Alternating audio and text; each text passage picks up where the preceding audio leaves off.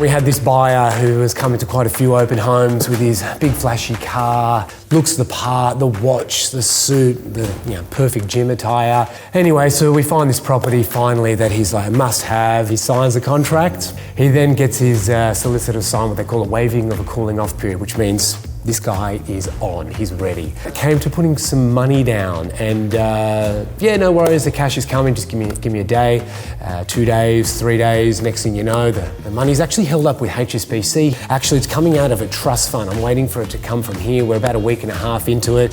This guy actually had every excuse under the sun for months and eventually went MIA. And I'm just left standing there with a property which I did eventually sell for a good price, but one story that my clients and I definitely look back at and laugh, but also thankfully we didn't end up exchanging with that because it would have been a significantly bigger problem.